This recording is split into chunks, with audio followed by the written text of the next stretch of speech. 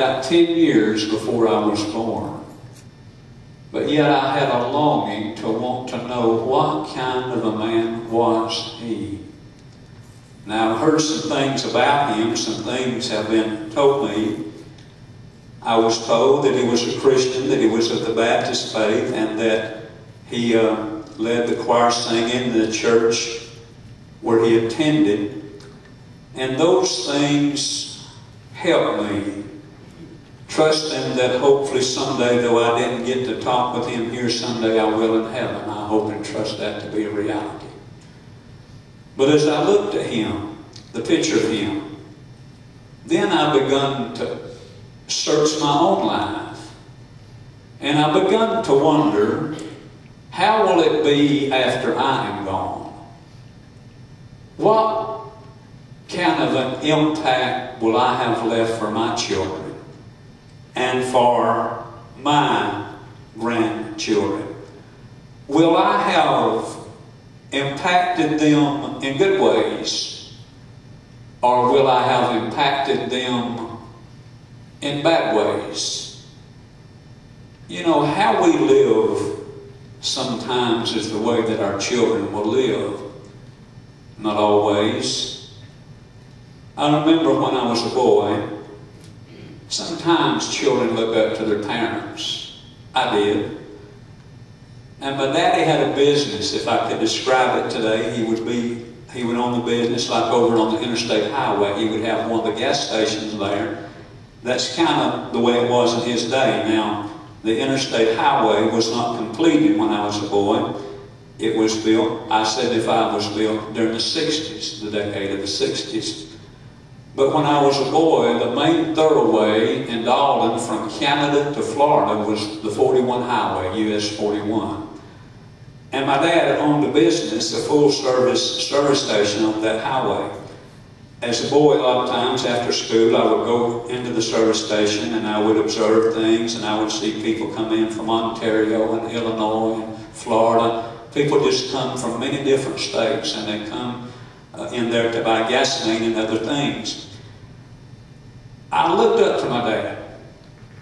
I kind of wanted to be like he was. When he come in for work some nights, he had oil and grease on him, and he smelled like a grease service station man. That's what he smelled like. But that didn't matter. He had on his uniform, and he had that badge on his uniform, Standard Oil, right there on his breast. And I thought he was the greatest man in the world. And you know, as a young teenager, I wanted to be like him. And even the last 2 years that I was in high school, where I graduated from high school, I spent the last 2 years working at night, afternoons and at night and weekends in a service station. And don't be alarmed, I know you think I'm 95, but it paid me $22 a week while I was in high school. Isn't that a wonderful wages? But I liked the work. It was hard work, but I liked it. And then even after I got married as a young adult in my 20s, I still wanted to do what my daddy did. I wanted to work at a service station, but providence or something led me in different directions. I'm saying these things for a reason. One of my sons is a fireman, and one of his sons now, who has just graduated from high school, the occupation that he has chosen is to be a fireman also. So I have a son and a grandson that are firemen, not to my liking nor my approval, because I wish they weren't. I wish they had chosen some other occupation, but yet I support them because that's what they have chose to do in life. I want to give you a real good little lesson tonight. Some of the things that your children are going to remember the most, surprisingly, will not always be the Sunday sermon.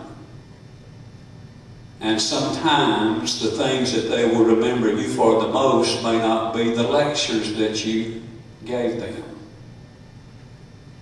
One of the things that will impact their lives and help them to remember you the most by is how you live before them. Whether you are a church attender or aren't, whether you put God first in your life or whether you don't, whether you use foul language or whether you don't, whether you use drugs or alcohol and these abusive things or whether you don't, these things will impact your children. And sometimes children just take the paths that their parents take.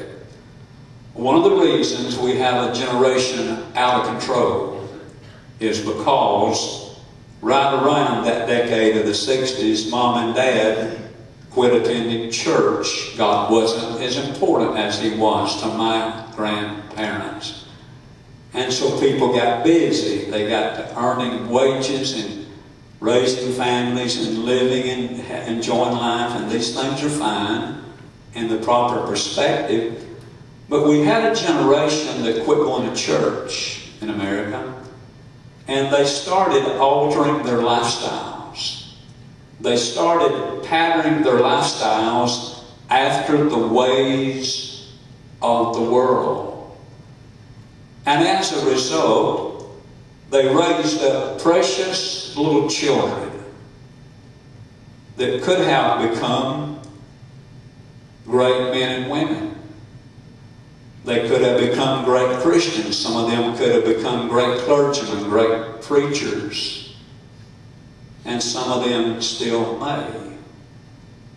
But we have a generation out of control today.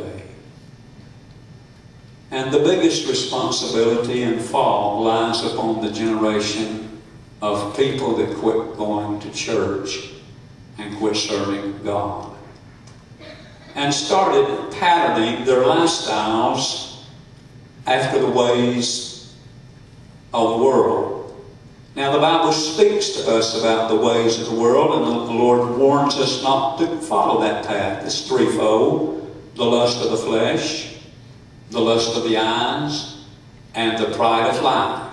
These are the three things, the main things that lead people to destruction and lead them far away from God. If you are a parent here tonight, you have an awesome responsibility, especially if your children are young or still at home. You have a greater challenge upon you than did the generation before you, because the times are more difficult and the days are more evil. And we see the rise of evil all around about us. The Bible warns us that society will corrupt itself. The Bible warns us that corruption will bleed over and influence the lives of God's people if they aren't filled with these things that Peter talks to us about. And so you have a tremendous responsibility upon you. I was wondering as I was trying to put this little message together, I wonder what will be my epitaph. I hope on my tombstone before my name they put Reverend. I hope they put that there. But what will I have left them? Kind of like my forefathers, my dad and my granddad, they didn't leave me really a lot in this world. But then let me ask you, where are true riches anyhow? Where are the greatest riches and treasures that we can leave to the ones we're rearing up in what the Bible calls an ungodly generation, an adulterous generation? What will be the thing that will stick out in their minds about you? One of the things that hurts me the worst, and when we look at these things, I will show you, and probably all of us need improvement in areas. I'll confess to you that I certainly do, and I have to deal with issues. Sometimes when I get in the flesh or I say things